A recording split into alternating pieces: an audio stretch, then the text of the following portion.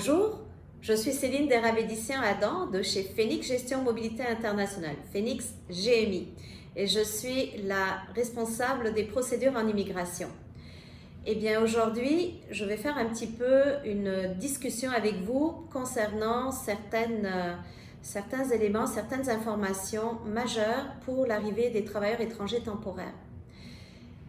Pour toutes les personnes avec qui nous travaillons de façon régulière et tous les candidats qui m'écoutent aujourd'hui dont nous traitons les dossiers, nous avons déjà communiqué avec vous tout récemment pour des changements et des directives et des mises à jour d'informations qui étaient principales. Alors juste pour rappel, ça ne va pas durer longtemps, mais c'est vraiment très important pour que je puisse vraiment boucler la boucle concernant la vaccination et les arrivées au Canada.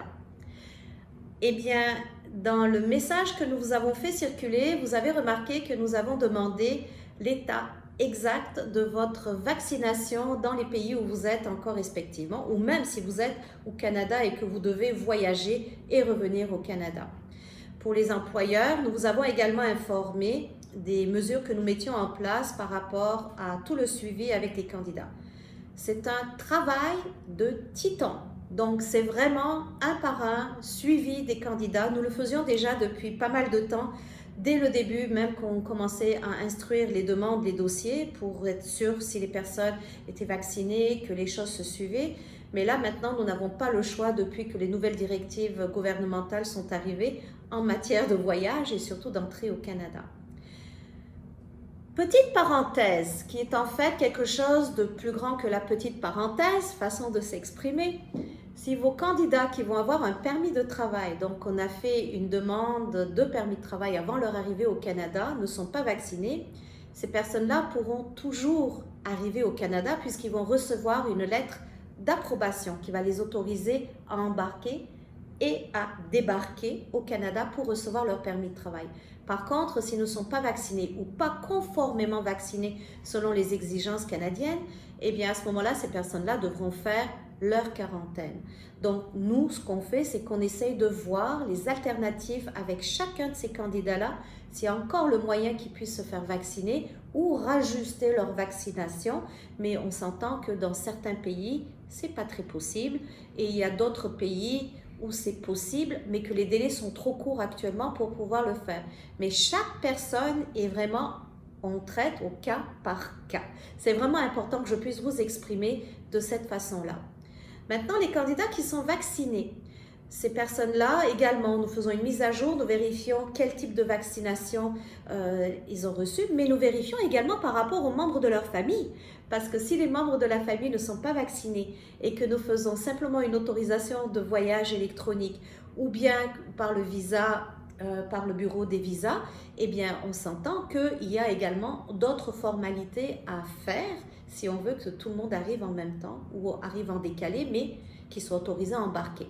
Eh bien, quoi qu'il en soit, l'état de vaccination est vraiment très important.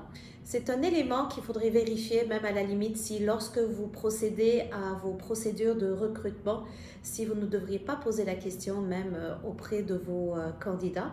Et si ces questions-là sont trop sensibles, mais que vous nous par la suite mandatés par rapport au suivi, eh bien, pour nous, c'est une des premières questions essentielles que nous leur posons. Pourquoi? Vous avez compris que toute la procédure change. Eh bien, voici encore un bout du tunnel que nous devons traverser ensemble. Nous vous remercions énormément pour votre patience. Sachez que toute l'équipe de Phoenix GMI est là pour essayer de trouver des solutions, mettre en place des solutions et aboutir à des résultats positifs. Alors, nous parlons d'immigration, nous parlons de pénurie de main-d'œuvre et à chaque fois que nous parlons de ces problèmes, eh bien, il faut savoir que les solutions existent et c'est surtout l'accompagnement et la prévention. Donc, mieux vaut prévenir que guérir.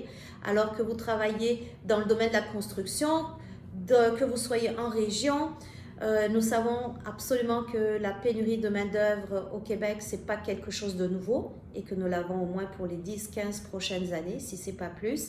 Mais si on fait les choses correctement, dans le bon sens et que la communication est fluide, eh bien, vous pouvez compter sur nous. Au plaisir de vous retrouver donc à notre prochain bulletin d'information. Merci pour votre écoute, que vous soyez à Saguenay, à Québec, en Beauce ou du côté de l'Outaouais. Eh bien, on est là. Merci, au revoir.